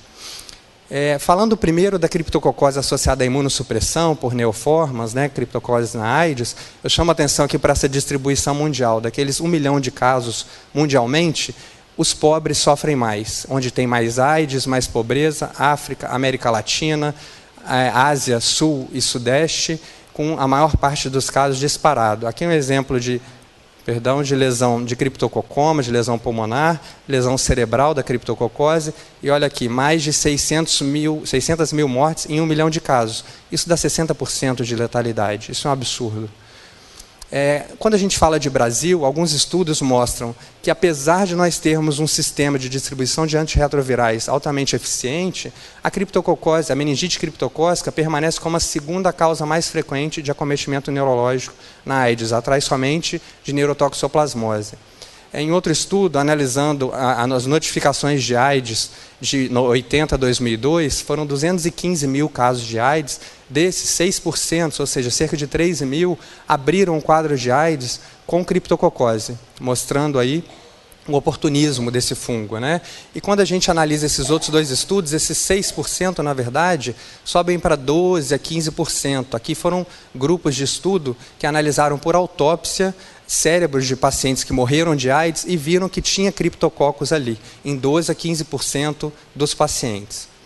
Em uma dissertação de mestrado recentemente defendida, lá na ENSP, orientada pelo Dr. Zeadir e pela doutora Márcia, o Emanuel viu atestados de óbitos nesse período e viu que dos 5.700 e poucos óbitos que tinha criptococose mencionada no atestado, 20% a criptococose foi a causa básica da morte e outros 80% a criptococose estava associada à doença, à morte, mas não foi a causa direta. E agora eu vou entrar na criptococose gat, que é essa doença que é uma doença primária que acontece em surtos, que vem tendo uma expansão geográfica muito grande. Aqui 3 trabalhos distintos que mostram, que documentam a expansão de áreas de surto no oeste do Canadá, descendo aqui para a costa noroeste dos Estados Unidos, mostrando a capacidade do fungo expandir. Normalmente esses surtos acontecem no limite entre florestas, matas, e as vilas, a ocupação pelo homem. A peculiaridade aqui da América Latina, que nós temos uma linha imaginária mostrando que do meio para cima, da nossa região centro-oeste e sudeste para cima, predomina tanto ambiental quanto amostras clínicas, Cryptococcus gat, enquanto no sul predomina Cryptococcus neoformans. Uma compilação de estudos analisando pacientes com meningite criptocócica por gat, viram aqui que varia de 21% a 33% dos pacientes que adoecem com essa forma são crianças, mostrando aí uma população altamente suscetível a adoecer. Aqui são outros exemplos de manifestações clínicas, condensações pulmonares, criptococoma, uma lesão na tomografia de condensação pulmonar, lesão cerebelar e parenquimatosa cerebral, todos esses pacientes sem imunodepressão, com micose primária por Cryptococcus gat. Em estudos feitos em incursões constantes em trabalho de campo pelo grupo da doutora Márcia e em parceria com outras instituições do país, eles têm ido a regiões onde os surtos acontecem, regiões pobres, distantes, e colhem amostras ambientais aqui nas casas que são de madeiras, em ocos de árvores, em postes que são de madeira também, os postes da rede elétrica dessas localidades, sempre com isolamento de alguma cepa de Cryptococcus gat, mostrando que essas pessoas estão diariamente sujeitas à infecção. Aqui, um menino que teve criptococose, meningite criptocócica, ficou sequelado por falta de assistência, de fisioterapia, de uma assistência médica junto para que ele recupere suas funções como deambular. Ele está restrito aqui ao leito, restrito ao chão, por sequela de uma doença que não deveria ser assim.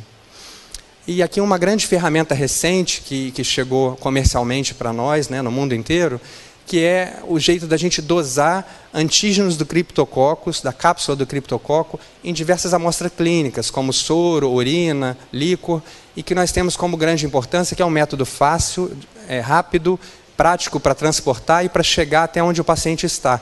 E que a gente pode, aqui numa escala temporal, detectar o antígeno no paciente antes que ele adoeça, antes que ele faça sintomas, e que a gente instale aqui uma terapêutica, uma profilaxia, antes mesmo de ocorrer a doença e as sequelas que advêm dela. Aqui exemplos da realização desses testes. É um teste parecido com um teste de gravidez, com um teste simples de farmácia e de fácil execução por profissionais treinados. Existe uma rede de Criptococose Brasil, coordenada pela doutora Márcia, em colaboração com membros de várias unidades da federação, com subprojetos diferentes na avaliação dessa pesquisa de antígenos e da emergência de cepas virulentas de criptococos no Brasil. Aqui imagens da visitação, né, nessas localidades. São Sebastião da Boa Vista, além de ter que ir para Belém, são mais 11 horas de barco, e isso imagina para o paciente sair dali e conseguir assistência. O ideal é que a assistência chegue até eles. Como conclusão, né, nós temos mais do que evidências de que a criptococose é uma doença grave, fatal. Essa letalidade, como já foi citada, nos países desenvolvidos é de 10% apenas. Nos países em desenvolvimento, nos pobres, aqui no Brasil, chega a 65%. Isso é inaceitável. Era para a gente ter índices de menos de 10%.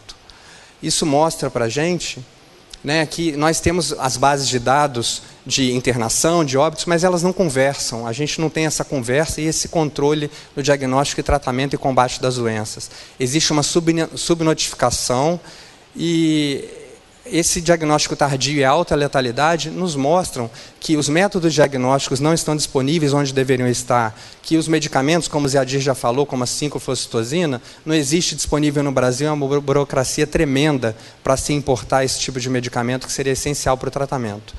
Por fim, não só com relação à criptococose, mas com todas as doenças, nós precisamos sensibilizar o Ministério da Saúde, Ciência e Tecnologia, para que seja definido um locus dentro desses ministérios de estudo para as doenças fúngicas, atraindo verba para pesquisa, inovação tecnológica, ensino, organizar a rede assistencial e de diagnóstico, onde os pacientes estão, e que os centros de referência sirvam como apoiadores, não como única fonte de encaminhamento para os pacientes.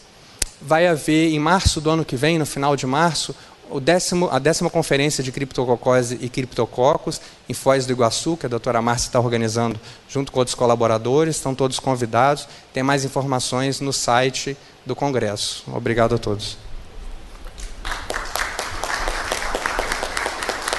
Obrigado, doutor Davidson Freitas. Agora peço ao doutor Carlos Morel que faça algumas considerações para depois abrirmos para as perguntas.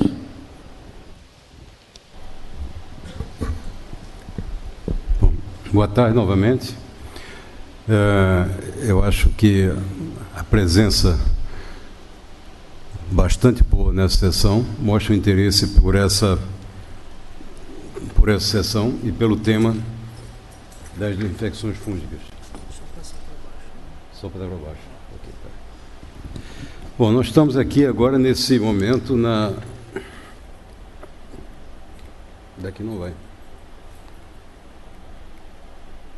Opa, acho que melhor ir para ali.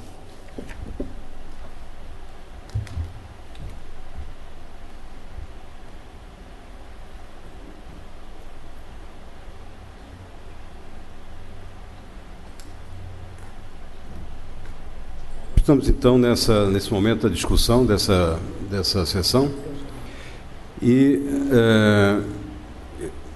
primeiro desculpas porque o Windows sempre faz uma surpresa para a gente. A gente trabalha com Macintosh, quando coloca no Windows sempre tem uma coisinha que desaparece, como no caso aqui, a parte de cima desapareceu, mas foi preservada a maioria. Veja, num trabalho recente, temos um dos coautores aqui nessa sessão, e foi reiterado pelos oradores anteriores, que temos um grande problema de doenças fúngicas no Brasil. Mais de 3,8 milhões de indivíduos sofrem doenças fúngicas sérias. Tá? E o Márcio, que tem trabalhado um pouco na ponta dessas epidemias, vendo um pouco a análise econômica, ele mostrou que, por exemplo, só no INCA, Instituto Nacional do Câncer, 14 milhões de reais foram investidos em terapêutica para algum desses casos. Então, nós temos aqui um problema sanitário e econômico. Até a gente estava conversando outro dia que, pela limitação do tratamento adequado, se escolhe que paciente que vai ser tratado com o tratamento mais avançado. E os outros vão para o tratamento comum, que em geral leva também, inclusive, à falência renal. E como foi dito aqui, as doenças fúngicas são tão negligenciadas que muitas vezes não aparecem nem na lista das doenças negligenciadas. Você não se sabe nem da existência dela, por exemplo, nas listas mais oficiais, seja do Ministério, seja da OMS, são doenças negligenciadíssimas, a gente pode falar o seguinte. O Márcio fez esse trabalho um tempo atrás, mostrando essa dissociação entre a gravidade da doença e o investimento. Esse gráfico mostra o investimento em dólares por morte de paciente. Então, veja, a malária se investe muito mais do que a tuberculose e, praticamente, o investimento em criptococos é negligente, é negligenciável, apesar de tantas... Ou seja, há uma dissociação entre a gravidade da doença e o investimento que se faz nela. Bom, a gente não tem vacinas à nossa disposição. As drogas são ineficientes e caras. Então, uma coisa que a gente propõe nessa continuação da sessão é perguntar um pouco por que esse desequilíbrio e o que é que poderia ser feito e por quem. E eu coloquei no próximo slide, o que é que foi feito em tuberculose, para mostrar a diferença de como se tratava a tuberculose no ano 2000 e a situação hoje, 2016. Em 2000, houve um grande encontro na África do Sul, na Cidade do Cabo, patrocinado pela Fundação Rockefeller e pela OMS. Se reuniu lá cerca de 200 pessoas para tratar do problema de tuberculose. Se mostrou que, em 2000, você ainda usava os regimes terapêuticos e as drogas de 40 anos atrás, rifampicina, e não havia nenhum interesse das grandes empresas farmacêuticas em desenvolver novos medicamentos. Então, se criou naquele momento, por conta desse encontro na África do Sul, se fez uma grande mobilização e se criou uma parceria para o desenvolvimento de produtos chamada Aliança Global para o Desenvolvimento de Medicamentos contra a Tuberculose.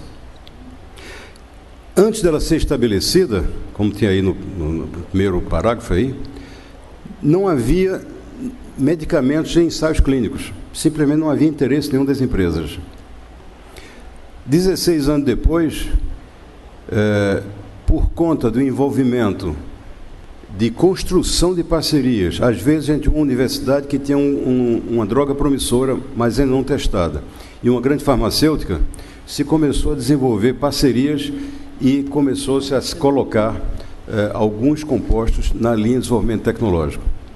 Se conseguiu um apoio financeiro grande da Gates e de alguns países, em particular Inglaterra, Holanda e os países escandinavos, e se começou, então, a avançar no portfólio, na carteira de desenvolvimento tecnológico. E hoje em dia já está em fase 3, regimes muito mais adiantados, que prometem talvez cura em 2 meses, 2 a 4 meses, coisa que é absolutamente impensável 16 anos atrás. Eu diria que a solução seria assim, uma espécie de padrão ouro. Né? Se a gente pudesse parar as doenças fúngicas, fazer algo semelhante, seria maravilhoso. Mas, sendo uma doença tão negligenciada e que atinge muito mais os países pobres, eu diria que a corrida de barreiras adiante da gente é muito grande. Então, talvez fosse possível fazer uma parceria semelhante para doenças fúngicas. Mas isso demoraria muito tempo. Eu acho que a gente poderia discutir aqui outras medidas, como até já foi avançado em algumas apresentações. Por exemplo, notificação compulsória dessas doenças, para que a gente tenha a ideia real, clara da epidemia e do impacto socioeconômico dessas doenças. Acredito que esse patrocínio, digamos assim, da Academia Nacional de Medicina, fazendo esse encontro, é um passo importante. Eu acho que ter o logo da academia em um grupo que começa a trabalhar junto ao Ministério da Saúde, no Ministério da Ciência e Tecnologia, pode ser um passo importante. Também estávamos conversando na hora do almoço que a recente aprovação de vários institutos nacionais de ciência e tecnologia, inclusive o nosso, que é para inovação em doenças negligenciadas, também pode ser um instrumento importante de a gente mobilizar interessados e fazer, de alguma maneira, uma pressão nos órgãos competentes. A gente sabe, quem mexe com doença, sabe que o maior inimigo de uma doença é a outra doença. Porque você, quando começa a dividir o orçamento, em princípio, a pizza não aumenta. O que diferencia são os pedaços da pizza. Então, você aumenta um pedaço, tirando de outro pedaço. Isso é possível de modificar, mas exige um trabalho em equipe bastante grande. A gente sabe que o momento não é favorável. O Brasil está numa crise econômica, está numa crise política. A Fiocruz ainda está num momento de aproximação com o Ministério da Saúde, porque houve uma troca grande, não só do primeiro escalão, mas de vários escalões intermediários. Mas, se a gente faz um trabalho sólido, bem fundamentado, baseado em evidências e com patrocínios da qualidade da Academia Nacional de Medicina, eu acho que a gente pode tentar avançar em conjunto. Então, eu acho que era nesse sentido que eu gostaria que a gente tivesse uma discussão agora, antes do nosso chá da Academia. Muito obrigado. Obrigado, doutor Morel. Convido os palestrantes a sentar à mesa. Doutor Davidson, doutor Coutinho. Eu tenho duas perguntas. Sentar um de cada lado. Eu não sei quem vai me responder, mas os órgãos públicos sabem da extensão desse problema? Essa é uma pergunta que é atrelada ao seguinte: isso compete ao município, ao Estado, ou ao federal, ou aos três? Porque quando o doutor Deison mostrou ali os pontinhos pretos com os focos da doença, Estado do Rio, Rio de Janeiro, quer dizer, as autoridades sabem disso? A quem nós temos que pressionar? Porque nós temos que saber a quem pressionar. A Academia de Medicina pode ajudar. Hoje foi me pedido uma audiência de urgência aqui com um indicado, ficou 1 hora comigo, indicado para secretário municipal de saúde do Rio de Janeiro. Ele já veio aqui pedir ajuda, orientação, fazer uma comissão de notário para auxiliar. Então, ele pode ser pressionado. O ministro da Saúde pode ser pressionado. E ele, quando é pressionado, ele pula. Quando a Academia de Medicina pressiona, ele pula. Agora, eu quero saber se eles sabem. E se eles sabem, quem é o responsável e quem a gente pressiona. Porque quando o doutor Coutinho apresentou a rede de micologia da Fiocruz, se viu claramente que a Fiocruz também não conversa entre ela. Então, se vocês têm milhares de laboratórios estudando micologia, preocupados com a doença, e até 2 anos atrás nem se conversava, vocês agora estão tentando conversar entre vocês. Eu pergunto, como é que a gente vai fazer? De repente ninguém sabe, pode ser que o ministro fale, mas eu não sabia de nada. Não sei quem quer responder, se o Morel, se o Texto. Eu não tenho um conhecimento, né, amplo e de longa data, mas eu imagino que nós tenhamos que pressionar as 3 instâncias, né, municipal, estadual e federal, porque, como a gente viu o exemplo da esporotricose, nós temos um problema estadual, mas que já está surgindo nas outras unidades da federação. Então, não é um problema que vai ficar restrito ao Rio. Até certo ponto, as autoridades municipal e estadual sabem da esporotricose, por exemplo, mas se pegar paracoxidomicose, que nós temos começado a perceber um aumento de casos, que nós ainda é uma presunção, né? Nós presumimos que as obras do arco metropolitano geraram um desbalance ecológico, ecoepidemiológico, que possa estar contribuindo por número de casos, enfim, tem as outras doenças também em conjunto, mas tem coisas que não chegam ao Ministério da Saúde, e quando chegam tem essa troca toda, né, de direção no primeiro escalão, no segundo escalão, e essa informação muitas vezes é perdida. Então acho que é essencial. A rede serve como uma ferramenta para a gente se entender, falar a mesma língua, sair da Fiocruz e aí ir levando para os órgãos superiores, gestores, para que a gente consiga esse combate, porque realmente, se nem a gente tem uma solução, tem uma proposta concreta, né, não são os gestores que vão resolver. Quando a gente tem o exemplo que o Dr. Morel falou da pizza, e aí chega zika, chikungunya, e vai minando, né, a atenção e as verbas, as micoses ficam em segundo plano sempre. Francisco, eu faria um paralelo, talvez, com o que aconteceu em doença de Chagas. Doença de Chagas se começou em 75, uma série de eventos na cidade de Caxambu, na cidade de Uberaba. O primeiro evento devia ter, assim, 20 pessoas, que, na realidade, esse foi o segundo evento. O primeiro foi no Rio, com 5 pessoas, quando se começou a falar da importância da doença de Chagas. E, naquele momento, 75, não se tinha ideia da epidemiologia. Esse grupo foi crescendo, esse congresso que virou anual saiu de 5, 6 pessoas para mais de 1.000 pessoas. Se estimulou a realização de um inquérito soroepidemiológico nacional, quando se começou a ter índices reais, confiáveis, da incidência de doença de Chagas. Por outro lado, as pessoas no campo começaram a mapear os transmissores, os Rodners, os Panstros, etc. E começou a se fazer uma movimentação cada vez maior de pressão nos ministérios. Até que houve aqui no Rio de Janeiro um evento no Hotel Glória, em que o presidente Figueiredo apareceu. E a gente tinha montado uma choupana com os insetos passeando, e ele passou assim, disse: "O que é isso aí?" Aí o ministro da Saúde veio, explicou, disse: "Como é que acaba com isso?" "Olha, precisa de um programa grande de dedetização, tome conta disso, faça o que o pessoal está pedindo." Quer dizer, houve, depois de quase 15 anos de evento, uma mobilização, até que, como você disse assim, a quem a gente tem que pressionar.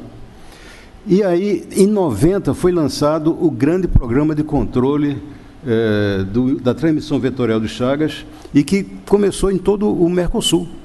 E foi um dos grandes sucessos na erradicação do barbeiro e da declaração que vários países da América do Sul estão livres da transmissão vetorial. Eu acho que a gente está no comecinho. Talvez esse encontro aqui na academia possa ser o embrião de um processo continuado, que a gente ache quais são os alvos que a gente vai pressionar, porque esses alvos mudam, é igual aquele alvo, né, das feiras, que o alvo fica passando e você tenta atirar. A equipe do Ministério da Saúde hoje é diferente da equipe do Ministério da Saúde de um tempo atrás. Sem falar nas secretarias. Que bom que o futuro secretário de Saúde do Estado já veio falar com você aqui. Então, eu acho que a gente tem que, daqui, traçar alguns planos. A gente estava falando na hora do almoço, talvez montar um grupo de estudos, de repente, em Brasília, com alguma pessoa do Ministério que seja responsável por essa área, para a gente começar a fazer um trabalho de lobby ético, né? De mostrar. Agora, estamos num programa difícil. A Zika está batendo na porta, e a Zika agora, a pressão internacional é maior ainda, porque com a questão da microcefalia e dos defeitos congênitos e da transmissão sexual, não só vetorial, isso virou um problema mundial, e agora muita gente quer vir para o Brasil para nos ajudar a mexer com Zika. Então, a gente vai ter que ter uma força de vontade grande para colocar na agenda as doenças fúngicas. Até nós discutimos aqui 4 dias Zika, né? Acho que foi o maior simpósio talvez que já tenha ocorrido, internacional. A gente vê que a Zika também, muita gente está animada porque dá muito marketing, né? O pesquisador também é muito... Vai com a corrente. Vaidoso, né? Eu sou pesquisador, um ato CNPq, isso aí também dá a vaidade que a gente tem. Então a Zika todo mundo quer, todo mundo esconde tudo, ninguém pode falar nada porque quer aparecer na frente.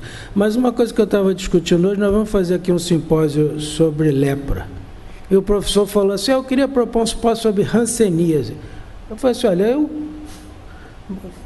falava com os puristas E ele falava, não se fala hanseníase, fala lepra. Porque se eu falar para a minha cozinheira que ela tem risco de pegar hanseníase no céu, ela não dá a mínima. Mas eu falo, você vai pegar lepra? Ela entra em pânico. Eu acho que as infecções fúngicas também, porque a gente fala micose, né? Micose superficial, micose profunda, micose sistêmica. Quando você fala micose, a população acha que é uma coisinha que você passa um creme e resolveu. Eu acho que a gente tem que taxar mais isso, infecção fúngica grave, vai falar alguma coisa assim, infecção fúngica deformante, tem que botar alguma coisa assim para o jeito de se assustar. Por isso que eu botei essa foto aí, quem escolheu fui eu. Porque senão a pessoa que está com uma matinha crural ali, que passa uma água boricada e resolve. Então acho que isso, assim, a gente tem que usar os termos agressivos, sabe? Lepra é lepra, e infecção fúngica a gente tem que bolar alguma coisa para assustar, até para as autoridades verem a gravidade, né? Então acho que a gente vai conseguir disseminar isso. Pode falar, Mário. Não, as más línguas dizem que falar de hanseníase foi a maneira que se fez para erradicar a lepra do Brasil. Exatamente, erradicou a lepra é chamar de hanseníase. Mas eu hoje falei com o nosso professor especialista em hanseníase, que não é hanseníase, é lepra. Lepra é lepra. Queria abrir alguma pergunta da plateia. Pergunta curta, não aula. Nós temos aqui diversos especialistas de alto nível que podem se manifestar.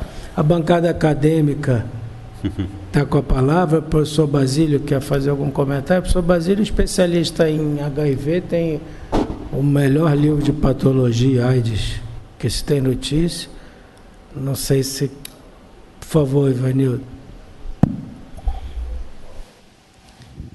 Senhor presidente, senhores conferencistas, senhores acadêmicos, senhores convidados, é realmente um momento muito oportuno esse, mais um momento da Academia Nacional de Medicina, com a participação de excelentes colaboradores, pesquisadores, da participação do Instituto Oswaldo Cruz, principalmente aqui representados, e de outras entidades, que naturalmente abrem um espaço, não para a demonstração desses casos, simplesmente, não para uma demonstração do conhecimento desses casos, mas a oportunidade de levar isso às autoridades, levar isso ao público, levar isso às pessoas, levar isso às comunidades.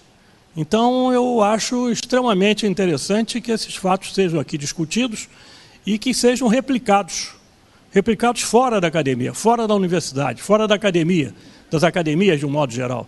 Então, esse aspecto é dos mais fundamentais. E o que a Academia Nacional de Medicina tem feito, que o nosso presidente tem insistido em todos os momentos, é uma contribuição de extrema valia. Muito interessante isso tudo que foi discutido nesse momento. Muito obrigado. Muito obrigado, Basílio. Que com as infecções fúngicas graves, a gente volta também ao assunto da educação, né? Como sempre.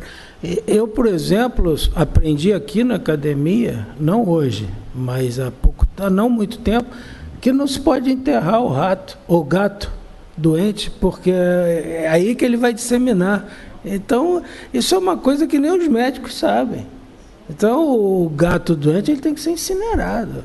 Caso contrário, ele vai ser exatamente o foco da infecção. Então, isso é uma questão para ser feito campanhas, né, nesses locais. Eu vou chamar o secretário de saúde aqui, assim que ele tomar posse, vou chamar 2 ou 3 representantes da Fiocruz, e nós vamos fazer uma campanha educativa, pelo menos para que se incinere os gatos doentes, porque é um absurdo que se enterre os gatos e a gente não saiba disso. Quer dizer, estamos enterrando com a maior boa intenção. Doutor, nessa linha eu concordo completamente com o doutor Basílio, de que nós temos que reunir órgãos como a academia. O professor Ramon aqui da SOMERJ, junto com o CRM, fez uma discussão no interior do estado, levou, junto com a Sociedade Brasileira de Dermatologia, tenta discutir com a Secretaria Municipal, sensibilizando o que eles estão chamando dessas agravos sociais. Eu acho que a academia se juntar a eles conseguiram sensibilizar o Conselho Federal de Medicina levou uma reivindicação para o ministro da Saúde para tentar disponibilizar itraconazol. Eu acho que só isso não basta, tem que ter uma política pública mesmo definida para essas doenças fúngicas. Mas a academia pode, deve, junto com as nossas sociedades, junto com o CRM, colocar junto ao Estado, junto ao Ministério da Saúde, a questão dessas doenças.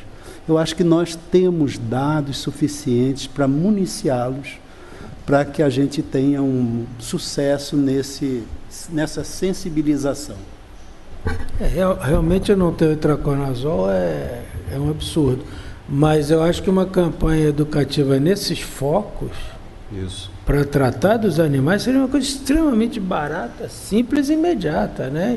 E ensinar as crianças, porque a criança é que vai influenciar os pais. Se você fizer a campanha educativa nas escolas do município, então seria a Secretaria de Saúde com a Secretaria de Educação do município, ensinar nessas escolas, em 15 minutos você entra na sala e fala, olha, se tiver um gado doente, não enterra, incinera, senão passa a doença. Passa 3 fotos assim, tétricas, e a criança vai chegar em casa e vai falar para o pai e para a mãe, olha, vamos queimar o gato que morreu, porque não dá para enterrar. Eu acho que isso é uma coisa barata e relativamente simples. Nosso professor presidente da sociedade, gostaria de falar? Muito obrigado. Já que eu fui citado, né? Nós tivemos a oportunidade de fazer um evento com o professor Ziadia, o Davidson e outros colegas, foi em Barra Mansa. Nós, diante desses dados, dessa apresentação que foi feita aqui, principalmente pelo Paracoco, nós sensibilizamos as autoridades municipais. A nossa ideia era disseminar informação em outros ambientes. Fomos à Secretaria Municipal de Barra do Piraí, o secretário na época era um colega dermatologista, o Dr. Gilson, mas é essa realidade que os apresentadores já falaram. A secretaria muda, toda hora está mudando o ministro, toda hora está mudando o secretário, então as ações se perdem. O momento atual não é muito propício por causa da eleição municipal, essa renovação de prefeitos, mas eu entendo que a proposta de uma ida em comissão, eu acho que o peso da academia, é importante que também o interlocutor, a academia, a Fiocruz, e aí no caso pilotada pelo Bodo, o Ziadir, Francescone, o Davidson, que são pessoas ligadas a esse cotidiano, principalmente eu estou falando mais pela paracoccidioidomicose, e a questão da notificação, transformar isso realmente numa regra, a utilização do itraconazol como medicamento disponibilizado gratuitamente pelo Sistema Único, eu acho que o caminho é esse.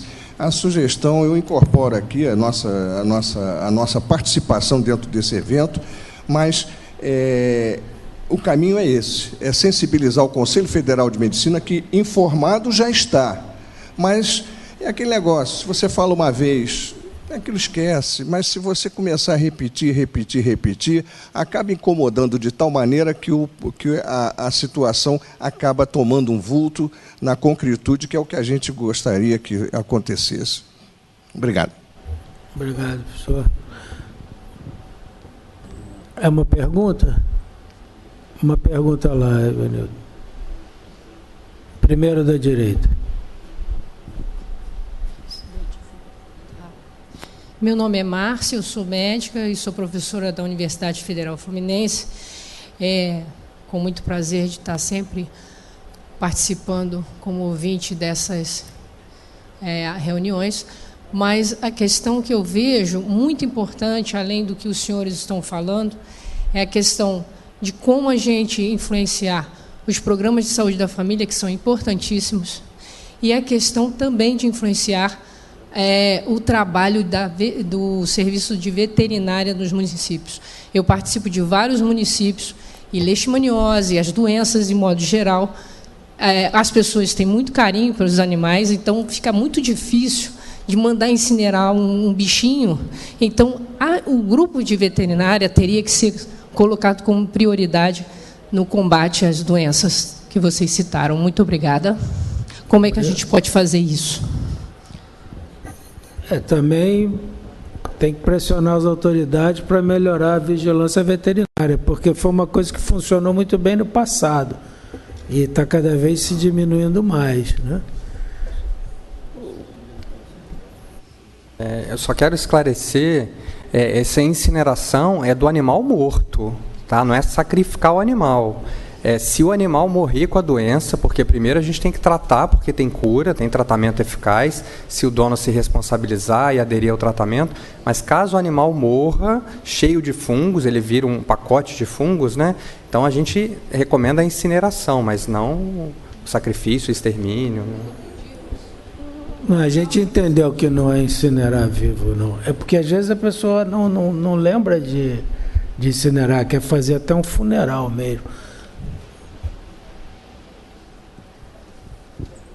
Boa tarde, eu sou Estefânia, sou acadêmica de enfermagem do IBMR. Eu gostaria de perguntar para o Dr. Davidson, em relação à esporotricose, devido assim, ao esse alarmante quadro no Rio de Janeiro, e o desconhecimento da população, principalmente pelos profissionais de saúde, e eu percebo muito isso, eu gostaria de saber se tem feito alguma coisa para educar mesmo essa população, principalmente os profissionais, no reconhecimento, né? Mais rápido. Nós, particularmente na Fiocruz, junto com a Vídeo Saúde, nós fizemos também um vídeo educativo que está disponível no YouTube, são 24 minutos de educação com depoimentos de especialistas e de pacientes, mas isso precisa chegar até a população. E aí o doutor Sampaio deu um ótimo exemplo, que é o que a gente pretende, mas precisa de uma logística de conversa com Secretaria de Saúde e Educação. Já me dispus a ir até as escolas, conversar com as crianças. No município do Rio, isso já está um pouco mais encaminhado, porque o itraconazol já está disponível no Serviço de Estratégia de Saúde da Família e os casos têm sido mais prontamente identificados e tratados.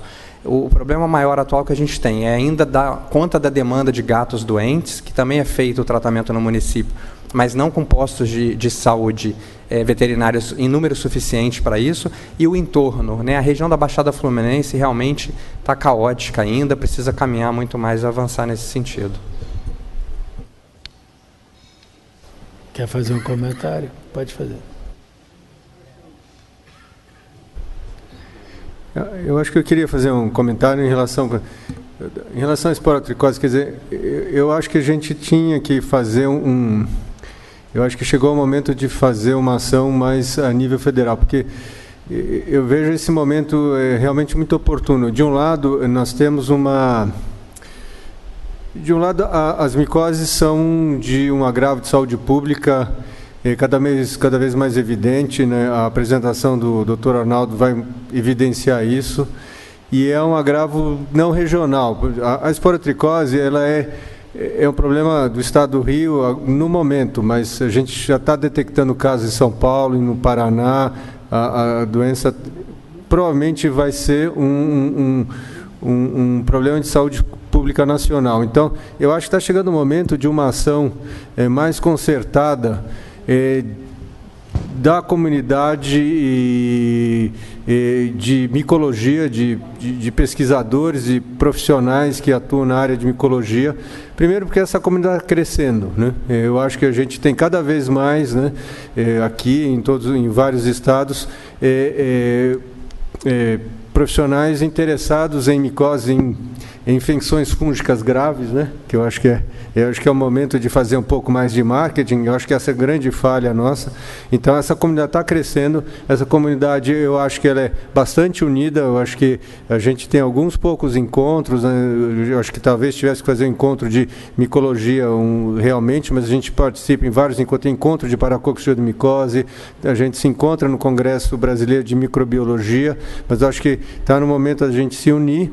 E, por outro lado, a gente está começando, apesar de ser negligenciada, nós estamos começando a ter dados que mostram a importância, em termos de humanos, né, de agravo, né, à saúde pública humana, mas não só isso, em termos de recurso financeiro que é despendido, mal despendido no tratamento de micoses com resultados bastante parciais. Então, eu acho que a gente está bem instrumentalizado agora, a comunidade, a gente tem dados, e eu acho que a ação tem que se dar a nível federal. O que está faltando é que eu acho que a comunidade micologista ela é um pouco tímida, falta um pouco de agressividade e de exercer um lobby através de academia, aqui daqui, de instituições, Fiocruz, universidades, se unir para fazer uma abordagem mais agressiva e a nível federal, que é isso que está falando. Só para finalizar, o que nós temos, micologistas... nós temos muita inveja do programa de tuberculose, né? Tem um programa nacional de tuberculose e eu acho que esse é o modelo a ser seguido, a proposta de um modelo de um programa nacional de micoses em posto de saúde, de avaliação, porque eu acho que esse é o caminho. Obrigado, doutor Bernard. Nosso tempo encerrou. Convido a todos agora para um lanche no Salão Nobre e retornamos às 18 horas em ponto. Obrigado.